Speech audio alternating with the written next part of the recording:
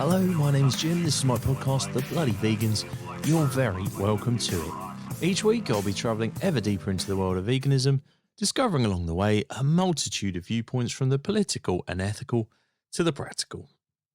I'll be doing this through a series of conversations, each aiming to further illuminate my understanding and hopefully yours of all things plant-centric. And this week is no different. It's a little bit different insofar as it's coming out on Christmas Day. So if you're into that sort of thing and you celebrate Christmas, happy Christmas. If you don't, I hope you just got a nice day off. So this week, I'm going to be joined by Beth Hart. She is the founder, the owner of Sutured Specimens. Now, it's an odd concept if you haven't heard of this before, but Beth is, to my knowledge anyway at least, the world's first vegan taxidermist. That's exactly right. You heard me right. She's a vegan taxidermist. She makes incredible creations through sewing craft that hark back to a time of taxidermy, the kind of, if you like, the macabre in a way, but the curious, odd artifacts, all kinds of wonderful things, wonderful creations. So without further ado, here's a conversation between me and Beth Hart from Sutured Specimens.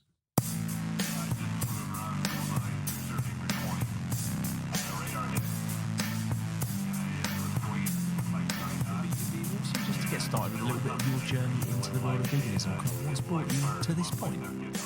Well, it's been a long journey. I only became full vegan in this year's Veganuary. So I really started thinking about it really from birth, really, I suppose. The hypocrisy of some animals are more important than others started really when I was born in Greenland. So the animals there, over here we consider seals to be not for human consumption, but cows are okay. So living in England, having some animals being more important than others, and it's okay to eat the eggs of animals but not the eggs of other animals, and just all of that really. When I was growing up, I became vegetarian when I was a teenager, on and off, and then slowly I went back to full meat eating, and in my family it was quite a big, meat was quite important. All the big family occasions, my dad would have a big turkey or a big, whatever the meat was. And in our family, I guess, I've got 3 brothers and a sister, so my brothers, it was who could eat the most, and it was very much tradition and stuff. But I suppose as I've got older and older, I've sort of slowly stopped eating more and more meat, and then to the point where I wasn't really eating any. So 2 years ago I became vegetarian completely, and then this year the natural progression was to go full vegan rather. So yeah, that's where I am today. So almost ready to celebrate my first birthday. I'm really intrigued going right back to your sort of the origin of that thinking when you were back in Greenland, and how long were you there before you moved to the UK? Well, I was only there till I was 3. Right. But we'd go. My dad worked over there, so we'd go back there. If my dad was having to work Christmas, we'd go over there with him. Or if he had to work our summer holidays, we'd go over in our summer holidays, so that we didn't miss the big holidays with him. So yeah, but so we'd go there and we'd make things out of seal skin, or that sort of craft where you'd make stuff out of reindeer horn, and then you'd come back to England and you'd talk about it, and people would start getting upset about that, you know, whilst wearing their leather shoes.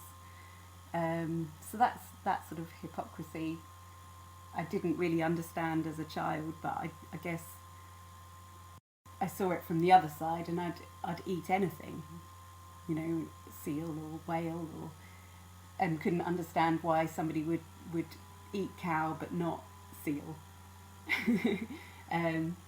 Until I've gone completely the other way now, as I've realised that, you know, just because it's an animal, they're just as important, you know.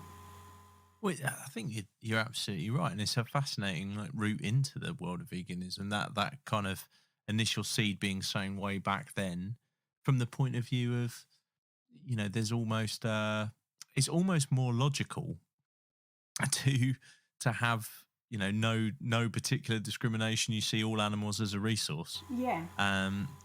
And it's fascinating to put it like that, because I've not necessarily heard anyone describe it in those terms. So, well, it's more, I think, more like real life over there, I guess, because you don't farm animals, you hunt animals, so you see the abattoir situation that you wouldn't here.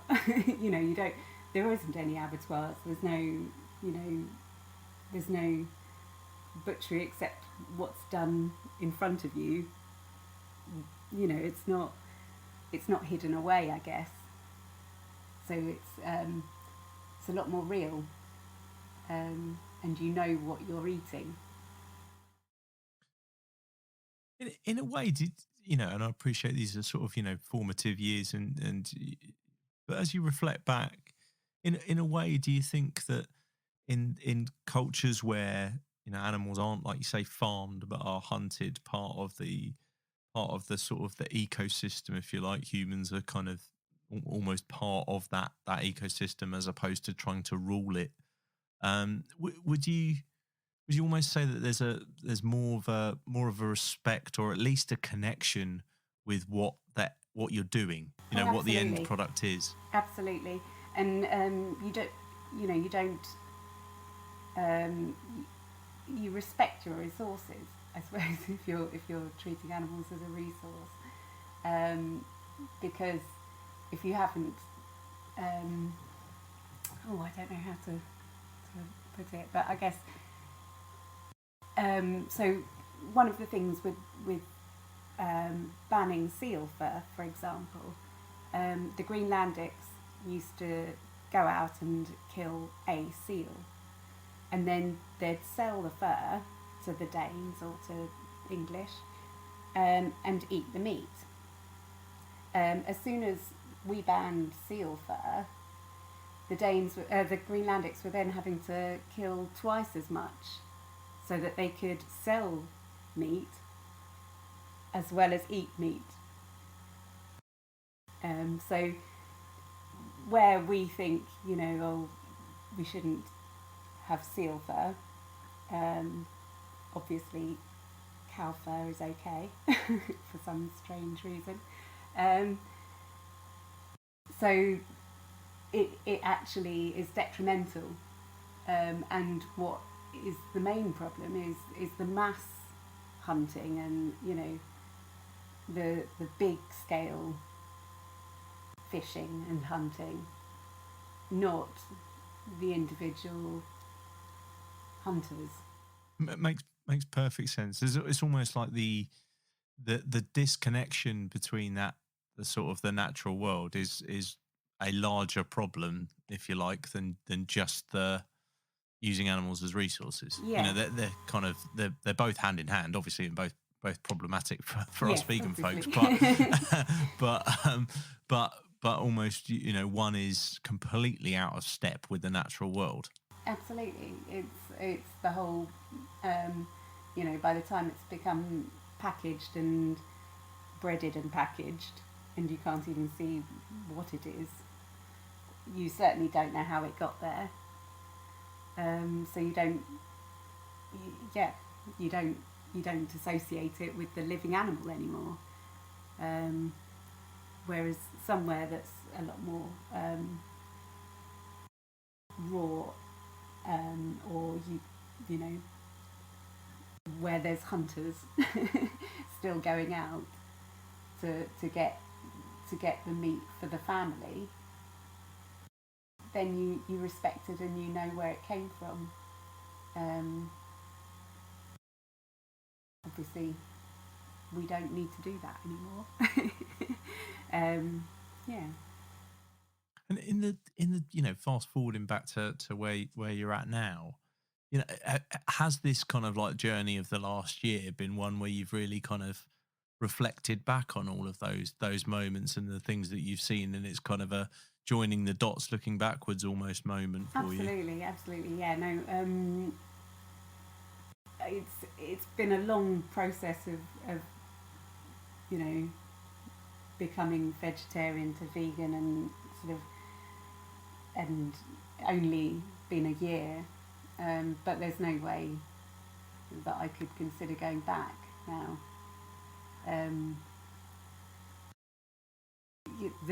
The idea of cheese being too tasty to give up seems ridiculous now. 100%. Yeah, absolutely. And how about with the relationships with the family and so on? You describe a pretty typical three brothers in the family, meat heavy diets, almost competitive sport of Yeah. how much meat can you eat, those kind of things. Like, Well, how's that evolved? yeah. Well, interestingly, my older brother has married a vegetarian, and so he's become vegetarian. He was really the first long term, shall we say, vegetarian. And most of us now have certainly cut down on the meat, mostly for the environment as a whole, and the cowspiracy. But yeah, no, it's certainly not. I think it's probably something my dad misses, having us all round for that part of the tradition. I don't think it's quite the same carving up a mushroom Wellington, is it?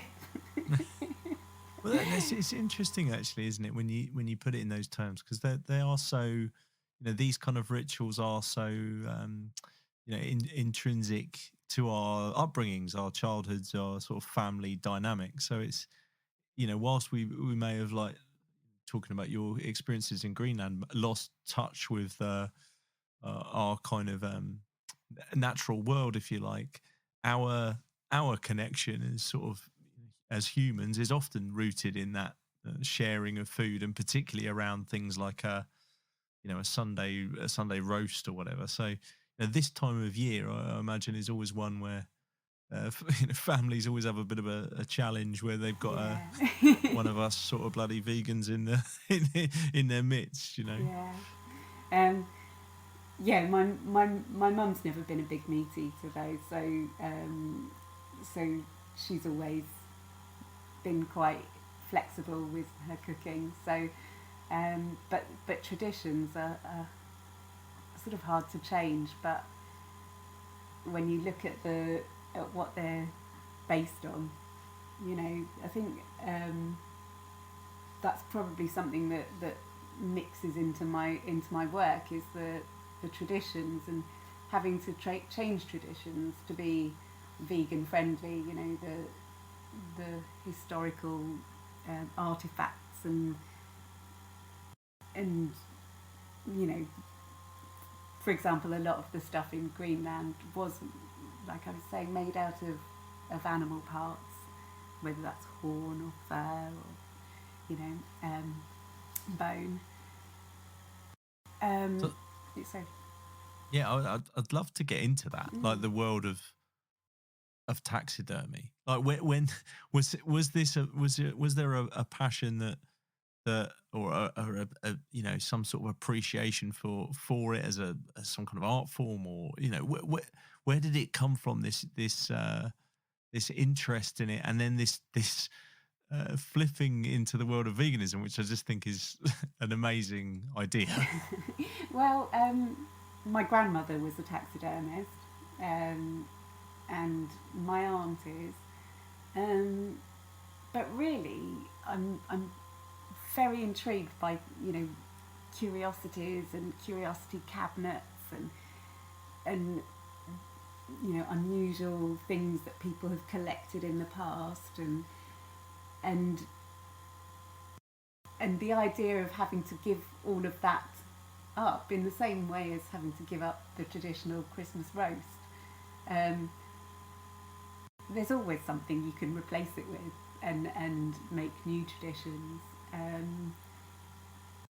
So my what I tried to do is hold on to the curious objects and strange little things that you might find in a curiosity cabinet, but make it so that it's vegan friendly, and you know,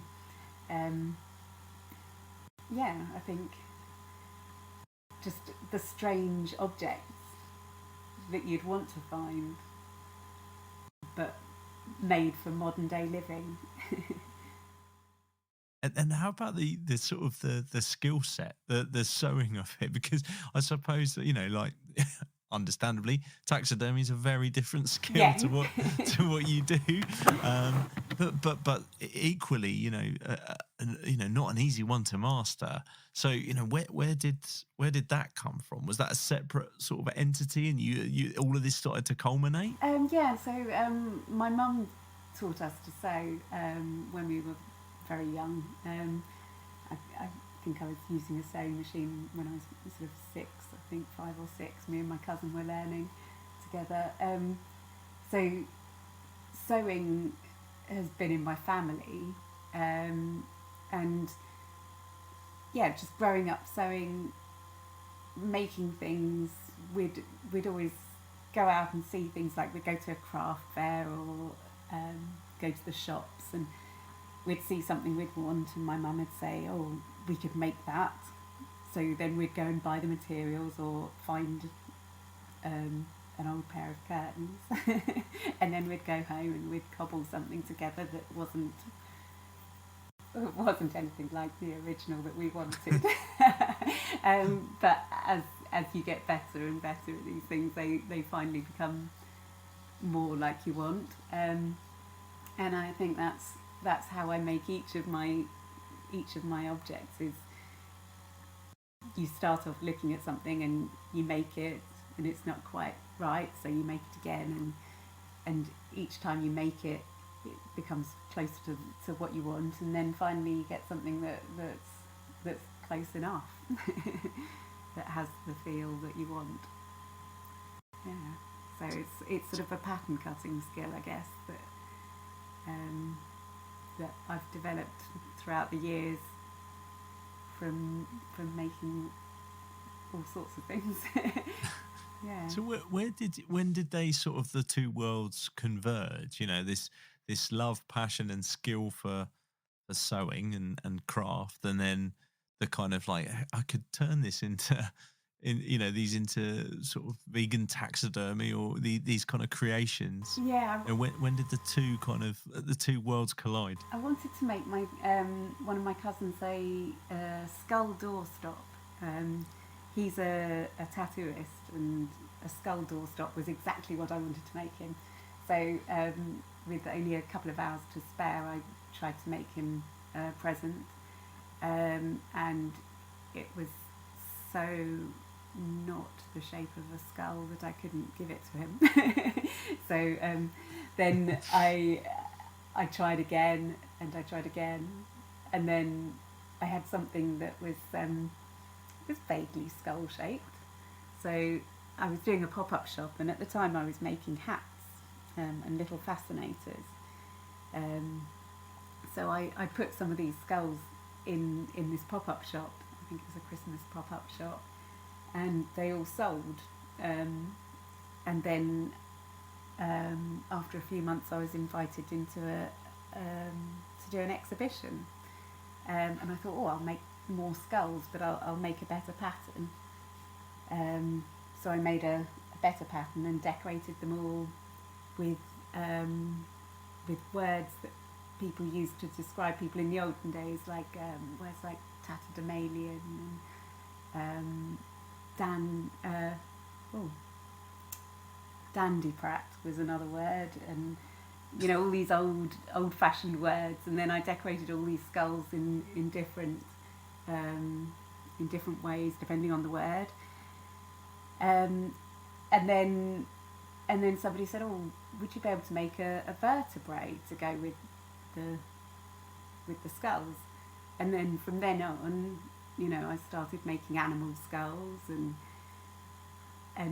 then I started making other curiosities like human hearts and things, and now I've got too many ideas and not enough time. I was gonna come on to that at some point about the time. Is that I can only imagine the time and love and care that goes into any single one of these. Yeah. So is it as I'd imagine it to be quite a dedicated kind of thing to do just to produce one? Yeah. Yes, it really is. The real length of time is in the designing of the pattern in the first place, and once you've got the pattern you can then carry on and make more, but still each one ends up being just slightly different from the others because it's all handmade, and a lot of it is hand stitched as well, although quite a lot can be done on the machine, depending on the piece. Other pieces I use a machine embroiderer for, and yeah, so lots of love goes into each piece. Yeah. And amazing to hear they're sort of all as they would be, I guess, because it's a person making them. At the end of the day, there's always a bit of bespoke sewing, tailoring, whatever to each individual piece, which is pretty incredible. I'm intrigued as to, like you said, so many ideas, not enough time. Yeah. Like, do you you said you've got this fascination for kind of these sort of strange and odd kind of curiosities from the past and so on. Has it become a bit of a a pastime to be researching more and more into that world? Yes, but these things come, the ideas and the you hear about something and you start looking into it, and then you think, I haven't got time to be doing that one now, I still haven't finished that one or that one. So lockdown was brilliant because I managed to get a good few ideas out and into real life. There's never enough time, and so many good resources to use, and I mean the things that we've come up with in the past as humans. Well, I don't know whether you've seen my Vacanti ear mouse. Yes. Do you remember the original from the 90s? Yeah, I was going to ask you about that one. Yeah, so that was we designed this mouse and we grew cartilage under the skin to see if we could grow a sort of prosthetic ear, and I don't think it's been useful I mean we can't grow human ears on mice, so why on earth? I suppose we do it on humans now. We grow or keep body parts alive, don't we, on ourselves? I have heard that. So I suppose it has been useful, but the idea of it, bizarre, isn't it? It is pretty strange. It is pretty strange. I suppose one of the huge benefits of being a vegan taxidermist who's got the ability to create almost anything that comes into yours or perhaps the imaginations of others from the past. Yeah. Is that you the sky's the limit sort of thing. Was that kind of has that been one of the, like you say, the the challenges almost is you literally aren't bound by anything. Yeah, and you're not bound by what in real life would be cruel, or unethical, because you're not really doing it. I'm not really genetically engineering a mouse. I'm only thinking about it. Yeah, so I get no animals will be harmed in it. So you can enjoy the sort of the funny value, the when I, in a time when we were able to do real life markets, people would walk past and look horrified at my stall, and then on the second look, quite often they'd start laughing because it's funny. It's not serious, and it's not scary, and it's not unethical, and not really horrible either. It's just funny, and I get a lot of smiles from people, which is nice. And so far, what's the reaction been like from within the quote unquote sort of vegan community? I think probably almost the same. First a sort of intake of breath of horror, and then on the second look, sort of a laugh, or there's a just then curiosity, and people look more into it. I think these days so many different people are vegan that it's not, you've got lots of alternative people who would have once filled their house with taxidermy but now can't justify it within themselves, and so that aesthetic still they still enjoy looking at that sort of thing, but would like it to be ethical.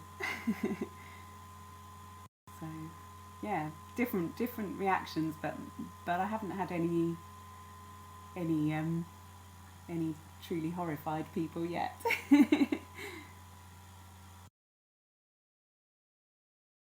Oh, hello. Hello. Hello. Hello. Hello? Hello. Hello. Hello. Can you hear me Yes, now? I can. I don't know what happened there. Oh, That was weird. where did you go? when know. did you go? I don't know where I went. That was all very strange. But I'm back now. Yeah, I was just saying, I can totally understand that, because there's such an element of like fun in the designs that I don't think they're sort of they kind of hint at the sort of the morbid and the curious, but without necessarily going sort of all in. And like you say, it's not real, so Yeah. you don't have that that sort of grotesqueness to it. And it's soft and squidgy. So Yeah, exactly. Even if I throw it at you, it's not going to hurt you. And so typically, where in normal times, where would you be selling your creations? Would it be have you targeted kind of vegan fairs and so on, or has it been kind of more craft, or where have you found that audience? Well, most of my markets I do around Christmas time, and up until January, because I wasn't vegan, I was only vegetarian before then. I hadn't. I'd applied to one vegan market and been unable to join because I wasn't vegan. So most of my markets were markets such as Crafty Fox in London, which are sort of designer maker markets, or I used to do a market called the Satanic Flea Market, which Sounds fascinating. which is interesting because it's the sort of market that does sell real bones, or a lot of well, I mean the clue's in the title, but at those sort of markets now you do get vegans coming round. There's vegans in all walks of life now, so and because my stuff doesn't have to be for vegans and it doesn't have to be for non-vegans, it is for everybody. That I was I'd do just as well as a design-led makers market as a satanic flea market, with very different audiences. I think that's one of the things I absolutely love about it is the audiences, like you say, they can be completely varied. Yeah. I can imagine like them being, something a child would want to have in their room, Yeah. right up to somebody who'd bought something else from the satanic flea market. Absolutely. So you mentioned like lockdown's been a kind of a, as much as we could say this, a sort of a blessing creatively in some respects, insofar as you've had time and space to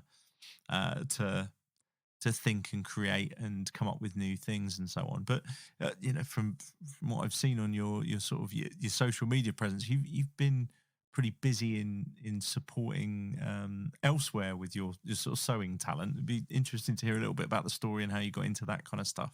Yeah, so I don't know whether you heard about it. It was a nationwide scrubs making group, really, that started on Facebook, because of the lack of PPE and all sorts of nurses and care homes and doctors weren't able to. There were a lot of people who didn't used to have to wear scrubs. For example, in care homes, they'd be normally would be okay to wear their own clothes. All of a sudden, we're having to wear scrubs and bag them up and wash them every night, rather than their own clothes. And so there was a sudden lack of scrubs in the country. And so we had a local group set up here that a friend of mine set up, and she was gathering materials and then sending them out with patterns, and we were all sitting at home sewing scrubs and scrubs caps and scrubs bags. I think over the whole country a huge amount of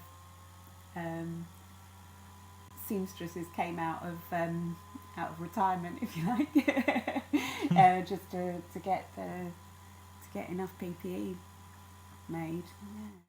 Well, it's pretty amazing. So yeah, huge well done. And oh well, I only made a couple, but the local group was very productive overall, which was brilliant. Yeah, it kept us occupied for the first bit too, and made you feel a bit sort of like you were able to help a little bit from home, which was good for the mental health as well, I think.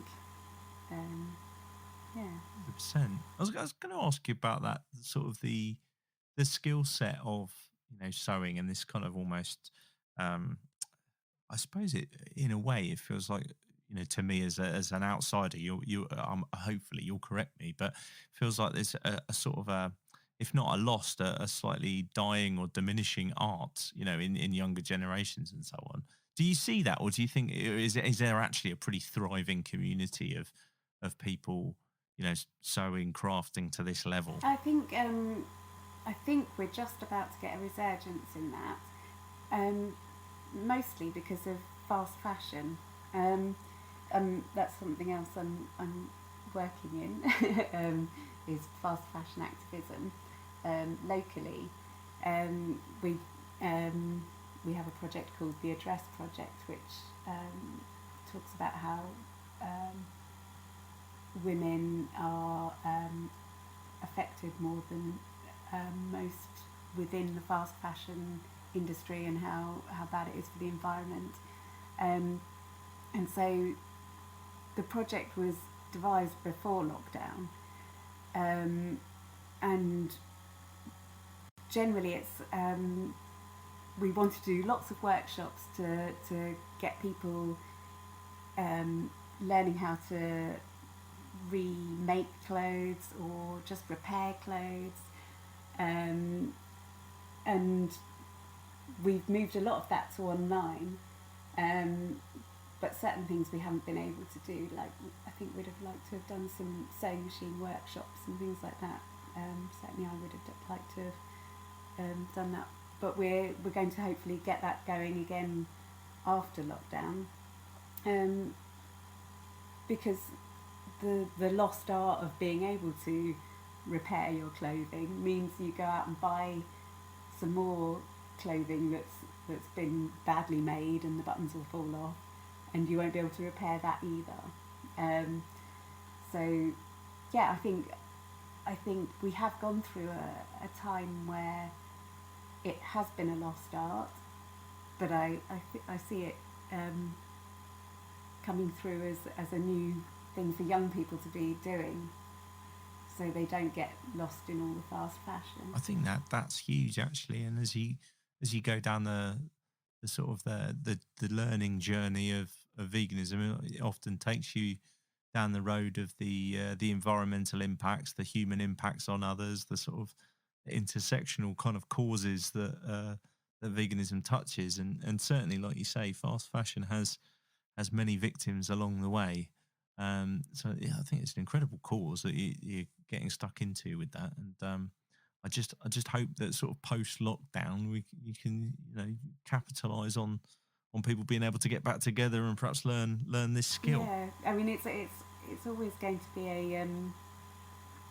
a long journey forward, because one thing quite often negates the other. For example, fabrics that don't biodegrade, but also not animal products, is something that the textile industry really needs to get on board with, and slowly there are better fabrics coming through, but until they're more mainstream and more used by clothing producers, it's it's a long way ahead, and we need to demand it now. Do you think there's a bit of a consumer education piece there as well, in regards not just to what we're buying, but almost what the true price of something should be? Oh, absolutely, yeah. And if we paid what it was really worth, we would look after it better. We'd buy once and buy it well, which doesn't suit consumerism, does it? So much. But it's what we should be doing. And if we buy it once at the price it should be, yeah, we'd sew the buttons back on, not just bin it. I think this is the sort of the challenge across lots of sectors, isn't it? Is that there's not necessarily appetite for any company to do these things whilst there's not a profit in it, and us keeping things and repairing them, it can't be monetized as well, or us not getting sick by eating poorly doesn't help any pharmaceutical company. No. No, and no, you're right, absolutely. If we just need to take care of everything, things that we've bought, things that we see, everything, the environment. We just need to be more careful. Are you ultimately optimistic what this kind of lockdown, this period of time, this very bizarre year that we've all lived through, and horrible for so many as well. Are you optimistic that this can be a catalyst for that kind of change? You mentioned the sewing communities there that are perhaps being born out of the ashes of 2020, if you like, and there's so many other creative movements as well, and perhaps the spotlight on veganism, might be, well, I'm hoping is a bit brighter, particularly because of the potential causes of this pandemic and some others. Do you have a sense of optimism about that sort of epiphany or awakening, if you like? I think just a better lifestyle, and the food comes into that, but not working to live. Just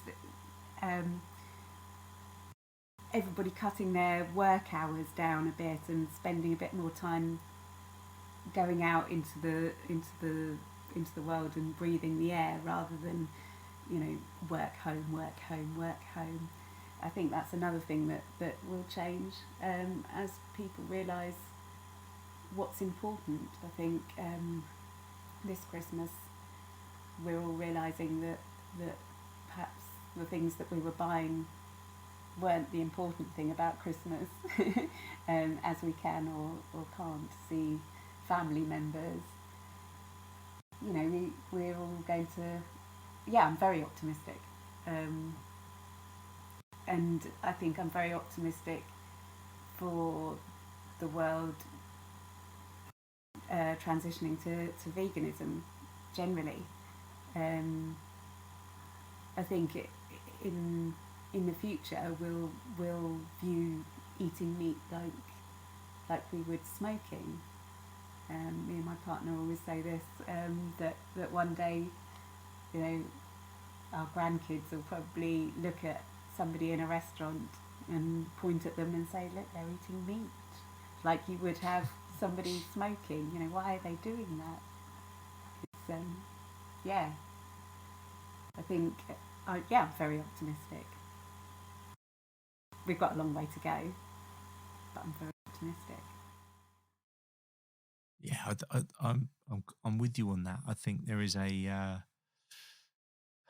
think you can't help but reflect on these things. Like the one you mentioned about Christmas Day is absolutely so accurate. I think we're both of us in sort of tier 4 for UK listeners. You'll know what that means.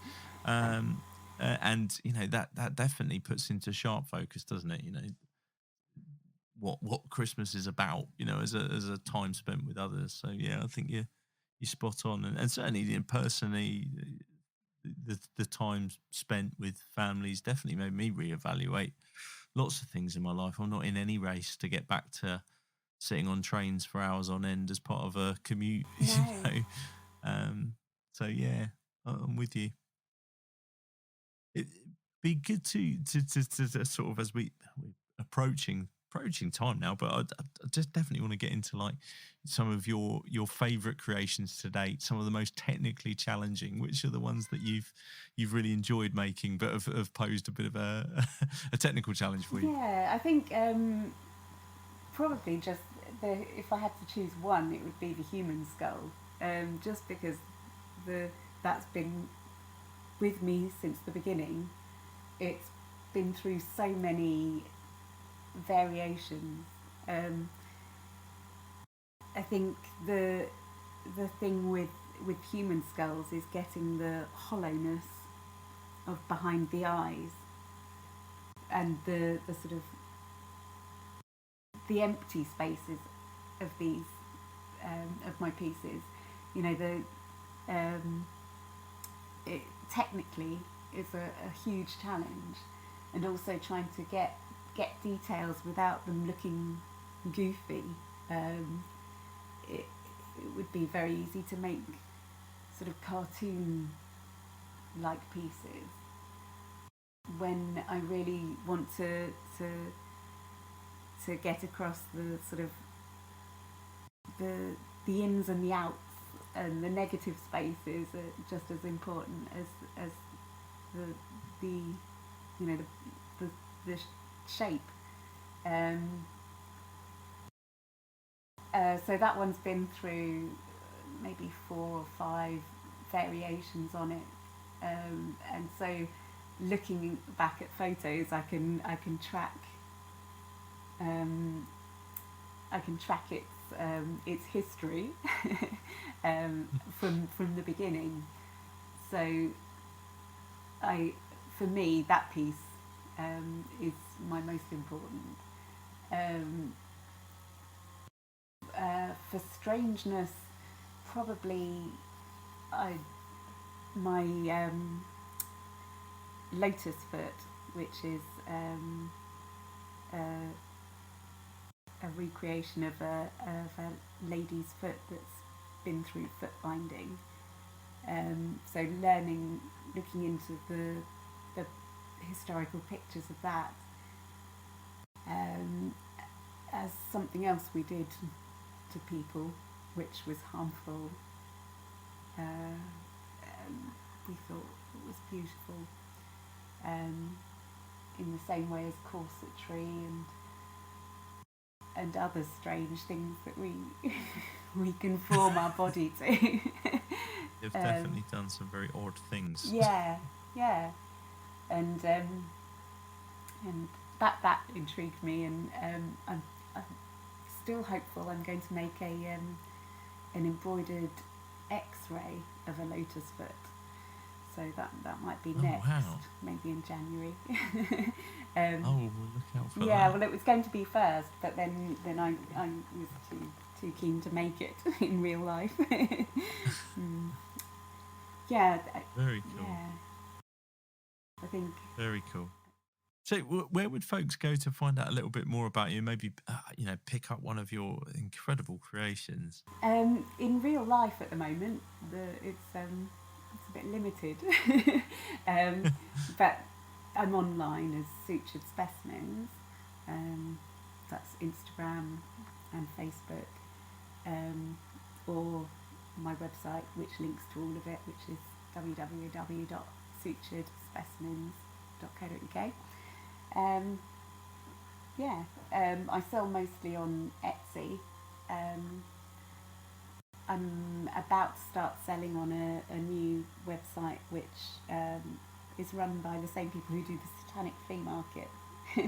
So that's a new thing that's just coming out now, which is Beth Hart. All over really. And then hopefully next year in real life. At market. Let's hope so. That would be. I definitely want to see some of these in the flesh. Yeah. Absolutely. Well, hopefully tattoo conventions will be back on next year, and vegan festivals, and There's literally the more you mention them, the more I think there are so many markets for people who'd be really interested in these creations. They're amazing. Thank you. Awesome. Well, look, Beth, thank you so much for your time. Thank you for absolute having me. Pleasure chatting to you. I really enjoyed it, and I definitely encourage anybody who hasn't checked out Beth's creations to check them out. There'll be links in the show notes as well. So wherever you get your podcast, if you take a look in the show notes, you'll find some links in there, and definitely pick some up. And hopefully in 2021, when we're maybe back out of our houses, we can come and meet you in the flesh and pick up some of these amazing objects. Thank you.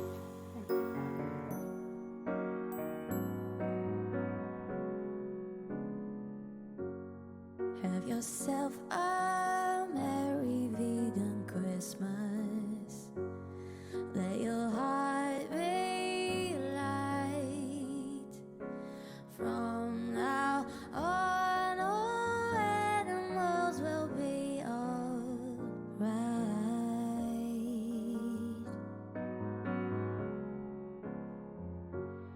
Have yourself a very vegan Christmas. Make the food plant-based. From now on, the animals will all be safe.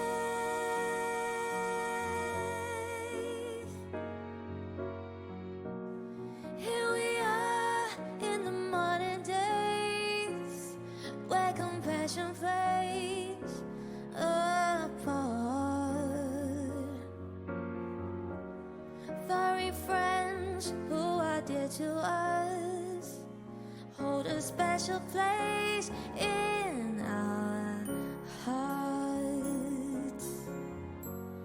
Through the years we'll feed ourselves on veggies, whole foods, grains, no doubt. Fill your heart with love, let the goodwill shine out,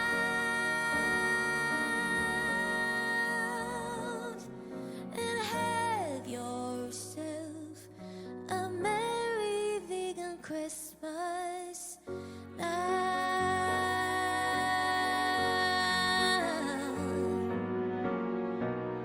Here we are in the modern days, where compassion plays a part. Furry friends who are dear to us hold a special place in our hearts. Yeah. Through the years we'll feed ourselves on veggies, whole foods, grains, no doubt. Fill your heart with love, let the goodwill shine out,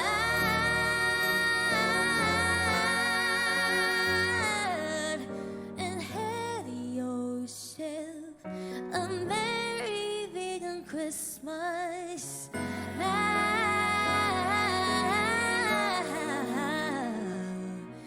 Remind yourself what Christmas time is all about.